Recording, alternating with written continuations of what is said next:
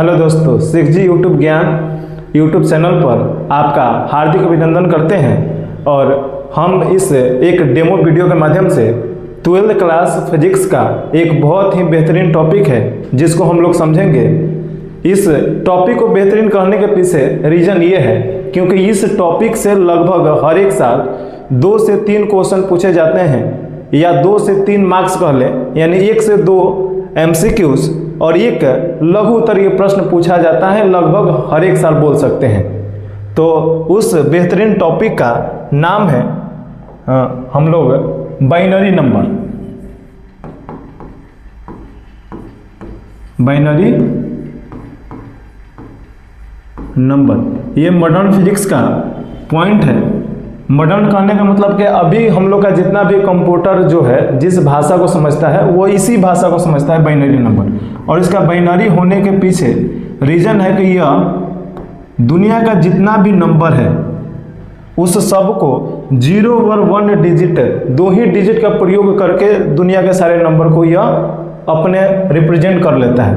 आपसे जो क्वेश्चन बनता है और हम लोग जो अपने कैलकुलेशन में जिस संख्या पद्धति का उपयोग करते हैं वो प्रणाली होता है डेसिमल नंबर।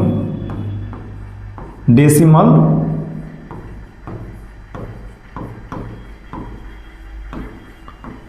नंबर यानी हम लोग दैनिक जीवन में जो भी कैलकुलेशन में जो भी प्रणाली का उपयोग करते हैं वो दशमिक संख्या है। इसमें जो भी अंक हैं वो 0, 1, 2, 3, 4, 5, 6, 7, 8 और 9, यानी कुल मिला के ये डिजिट हो जाते हैं 10 और ये है डिजिट 2। इसीलिए कहीं भी बाइनरी नंबर लिखा रहता है तो यह बताने के लिए कि यह बाइनरी नंबर है, बेस में हमेशा 2 लगा रहता है। और ये दार्शनिक संख्या कहीं भी लिखा रहता है तो यहाँ पर बेस में 10 लगा रहता है। इस हम बेस को देखकर ही डिसाइड करते हैं कि ये संख्या बाइनरी है और ये संख्या 10 है, क्योंकि नंबर लिखने के लिए तो डेसिमल नंबर में भी हम 0 और 1 का प्रयोग करते हुए मान लीजिए 10 लिख रहे हैं तो 10 वो डेसिमल नंबर है कि बाइनरी है, इस बात को पता लगाने के लिए हमको हमेशा बेस को देखना पड़ता है। जो हमसे क्वेश्चन बनता है बोर्ड में, जिस बात के लिए हम इस टॉपिक को चुने हैं इस वीडियो को बनाने के लिए, वो टॉपिक है कि बाइनरी दे के आपसे बोला जाता है कि आप डेसिमल में बता दीजिए, और डेसिमल दे के आपसे बोला जाता है कि आप बाइनरी में बता दीजिए कि इसको कैसे रिप्रेजेंट करेंगे। यानी कुल मिला के डेसिमल से बाइनरी और बाइनरी से डेसिमल में कन्वर्जन पूछा जाता है। तो चलते हैं कुछ क्वेश्चन के माध्यम से इसके कंसेप्ट को समझते हैं कि किस ढंग से क्वेश्चन पूछा जाता है। तो ये आपके सामने एक क्वेश्चन है, 27 लिखा है और 27 का बेस आपको दिया गया है 10, यानी 10 बेस बता रहा है कि यह संख्या डेसिमल है, और बेस 2 वाला पूछा है यानी यह संख्या बाइनरी पूछा है। कुल मिला के हमारे पास ये 4 ऑप्शन है, A, B, C और D, लेकिन हमको नहीं पता है कि इसमें से कौन सा होगा। तो चलते हैं पता करते हैं कि आखिर इस प्रकार के प्रश्नों को कैसे डील किया जाता है। तो सबसे पहले जितना नंबर दिया जाता है उसको इस ढंग से अरेंज करना है और 2 से लगातार इसमें भाग देना है, और रिमाइंडर को यहाँ लिखते चलना है। और 2 से जैसे ही भाग देंगे तो हमारा 27 13 टाइम्स डिवीजन होगा और रिमाइंडर 1 बचेगा। अगेन इसको 2 से भाग देंगे तो 6 टाइम भाग जाएगा, रिमाइंडर 1 बचेगा। अगेन 2 से डिवाइड करेंगे, 3 बार भाग जाएगा और रिमाइंडर 0 बचेगा। अगेन 2 से डिवीजन करेंगे, 1 बार डिवीजन होगा और रिमाइंडर 1 बचेगा। ज्यों ही लास्ट में 1 मिल जाए वहाँ पे हमको रुक जाना है, और जो भी डाटा है उसको इस ढंग से यानी इस डायरेक्शन में इस चीज़ों को हमको अरेंज कर लेना है। यानी सबसे नीचे है 1, अगेन 1, फिर 0, फिर वापस 1, 1, और इसको ऐसे ब्रैकेट में रख के बेस 2 दे देना है। यानी ये जो 27 था, 27 का जो डेसिमल है, यानी इसका जो डेसिमल बाइनरी नंबर है, इसका जो बाइनरी नंबर है 27 डेसिमल का बाइनरी है 11011। तो यहाँ पे हम देख लेते हैं कि कहाँ पे हमको ये वाला ऑप्शन मिलेगा। तो 11001 यानी ये रहा हमारे पास, यही हमारा आंसर रहा। इसी प्रकार से क्वेश्चन आपसे एमसीक्यूज में पूछे जाते हैं। चलते हैं एक और क्वेश्चन लेके देखते हैं। हमारे पास इस बार है नंबर है 25, बेस में कितना है 10 और पूछा क्या है बेस 2 यानी बाइनरी पूछा है। तो हम वापस से इस नंबर को पिछले कंसेप्ट के जैसे इसको हम बनाते हैं। इसमें वापस से 2 से डिवीजन करेंगे और जितना भी भागफल आएगा उसको यहाँ पे लिखेंगे और शेषफल जो आएगा यहाँ राइट साइड में लिखते चलेंगे। अगेन 2 से डिवाइड करेंगे, 2 से 12 6 टाइम्स में डिवाइड होगा और रिमाइंडर 0 बचेगा। वापस से 2 से डिवीजन करेंगे, 3 टाइम्स जाएगा और रिमाइंडर इस बार 0। अगेन 2 से डिवीजन करेंगे, 1 टाइम्स में जाएगा और रिमाइंडर 1। और हम बताए पिछले क्वेश्चन के माध्यम से कि जो ही एक आता है लास्ट में रुक जाना है और वापस से इसको इस डायरेक्शन में यानी यहाँ से शुरू करते हुए और इधर के तरफ डिजिट को हम अरेंज करेंगे 1 1 0 0 1 और इस हिसाब से हमारा ये 25 जो नंबर है 25 नंबर का जो बाइनरी नंबर हुआ वो कितना हो जाता है 11001। हमको इसको ऑप्शन में ढूंढ लेना है कहाँ है, तो आप देख पा रहे हैं 11001 यहाँ पे है 11001।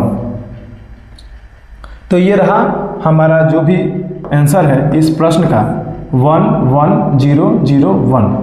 चलते हैं एक और प्रश्न के माध्यम से इस कंसेप्ट को। हाँ, इस बार देखिए, इस बार एक ही प्रश्न में यहाँ पे 2 प्रश्न है, एक 21 है और एक 43 है।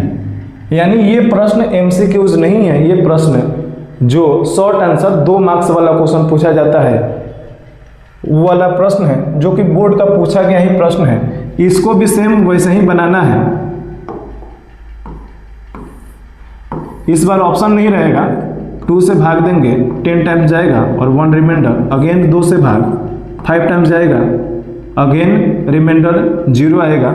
फिर 2 से भाग 2 टाइम्स रिमाइंडर 1, फिर 2 से भाग देंगे 1 टाइम्स जाएगा रिमाइंडर 0। जो भी 0 आता है उसको ऐसे लिख देना होता है 1 0 1 0 1। इस हिसाब से हम देख पा रहे हैं कि जो हमारा ये जो प्रश्न था उसका आंसर कितना रहा 10101। हमारे पास एक और क्वेश्चन है 43 को भी ऐसे ही बना देना होता है,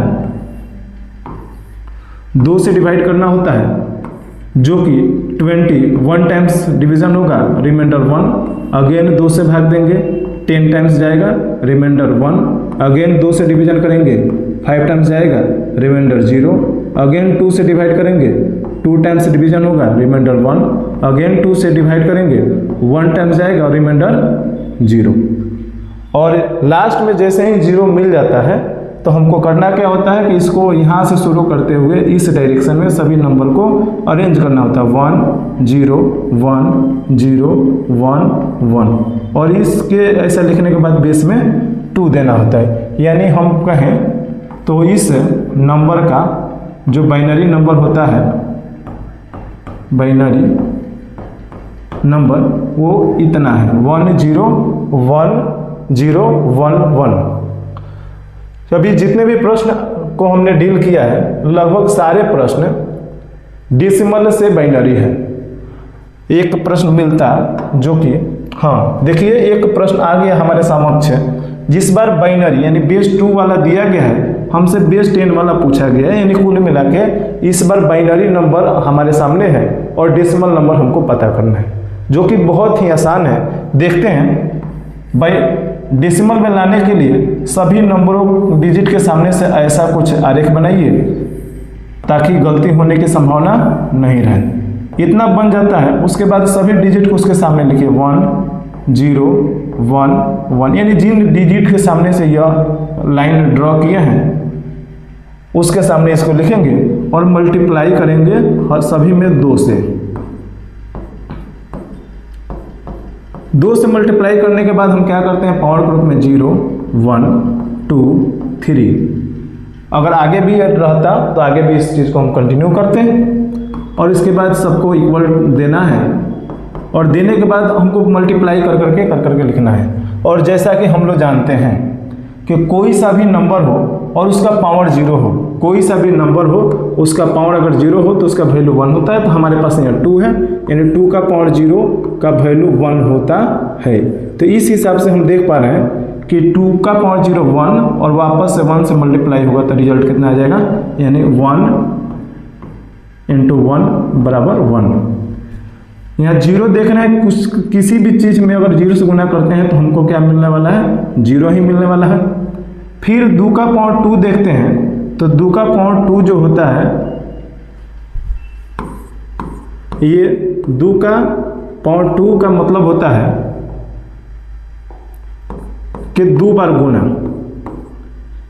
तो 2 दूना 4, यानी इसका वैल्यू कितना हो गया 4, यानी रिजल्ट कितना आएगा इसका 4।